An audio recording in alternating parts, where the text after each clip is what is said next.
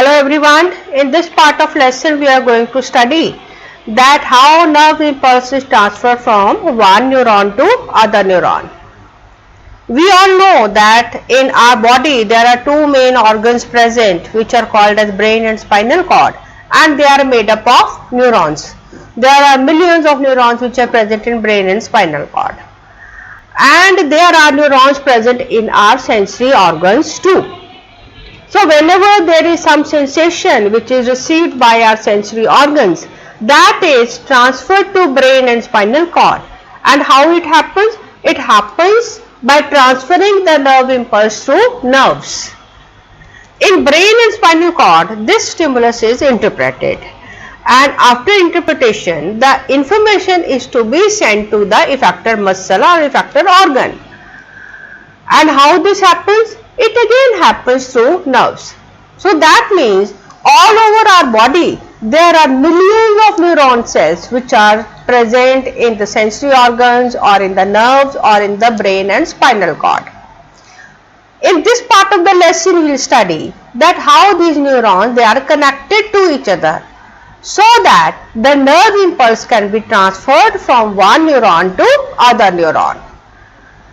So let us start with the topic, that is synapse and synaptic cleft.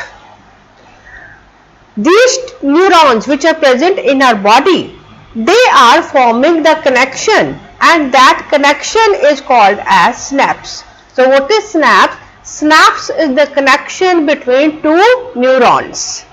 But these two neurons, they are not directly connected with each other, rather they lie very close to each other, and that area in which the two neurons they are lying very close to each other, that is called as the synaptic cleft. A synapse is formed by the membranes of presynaptic neuron and postsynaptic neuron. As we have just studied that it is connection between at least two neurons. So just to distinguish between them, we have named them presynaptic neuron and postsynaptic neuron. Presynaptic neuron means the neuron whose axon terminal is being considered, and postsynaptic neuron means whose dendrite is being considered. The nerve ending of one neuron which is lying in close contact with the dendrite of the other neuron, that area is called as the synaptic cleft. So this connection, though it is not direct connection because they are lying very close to each other, there is some gap present between them. Let us try to understand this by looking at this picture. This picture is showing two neurons, and these neurons can be labeled as neuron 1 and neuron 2. So in this, if you look at this picture closely, you will be able to see that this part is the bulb-like or knob-like structure which is formed by the axon terminal. There may be 4 to 5 knob-like structure present on one axon terminal. This part, it is containing some special organelles which are called as synaptic vesicles. And these synaptic vesicles, they contain some chemical substances or some proteins which are called as neurotransmitters. I hope you remember the structure of neuron. If not, then kindly review the previous videos where we have explained and try to understand the structure of neuron. Neuron, it is having the cell body which is having Nissl granules, and the function of Nissl granules is that it helps in producing certain special kind of proteins which are called as neurotransmitters. These neurotransmitters, they are produced by the Nissl granules and they are stored in the organelles which are called as the vesicles. Then these vesicles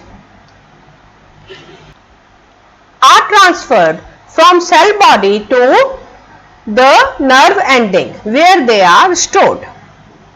If you look at the structure of dendrite, you see that the membrane has certain receptors.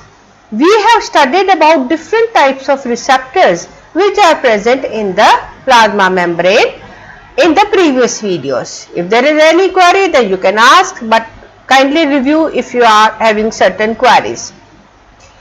Some of the receptors, they are ligand specific. Ligand means those chemical substances or proteins which if bind to these receptors, then these receptors they get activated and they start transferring the ions. So these are ligand gates which are specific to certain chemicals, and these chemicals are neurotransmitters. Let us try to understand that how this takes place, how the impulse is transferred from one neuron to other neuron. When there is a stimulus, then these synaptic vesicles, they move toward the membrane which is present near the synapse. They come in contact with it and rupture and release the chemical neurotransmitters in the space that is called as the synaptic cleft. From here, these neurotransmitters, they go to the receptors and bind with them.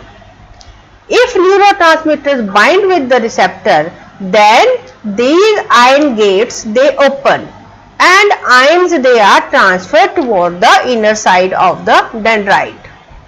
Because of that, nerve impulse, it passes from one neuron to the second neuron.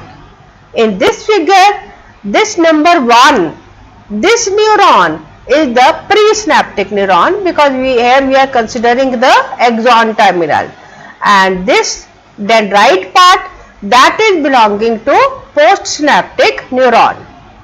So that means that in this we have studied that how the neuron, they form the connection with each other and how the impulse gets transferred from one to other neuron. It is taking place with the help of neurotransmitters, which are chemical substances. Those chemicals which help in transmission of impulse at chemical synapse is called as neurotransmitters. For your information, there are two types of synapse which are named as chemical synapse and electrical synapse.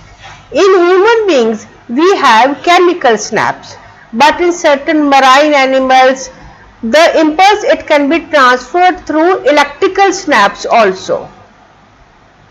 These neurotransmitters are basically certain chemical substances or proteins. There are about 40 neurotransmitters which have been identified. To sum up how neurotransmitters act, that has been given in this slide. The axon terminal, it contains vesicles which contain neurotransmitters. Neurotransmitters are certain proteins or chemicals. Whenever there is an impulse or action potential, when it arrives the axon terminal, then these vesicles, they move toward the synaptic membrane, where they fuse with the plasma membrane and release the neurotransmitters in the synaptic cleft. From synaptic cleft, they are taken by the receptors, and because of that, the receptors of the postsynaptic neuron, they become active. Because of that, ion channels open and ions, they start getting into the inside the neuron. Because of that, new potential is generated, and that is how the nerve impulse gets transferred. Out of these 40 neurotransmitters which we know, they are categorized as excitatory or inhibitory.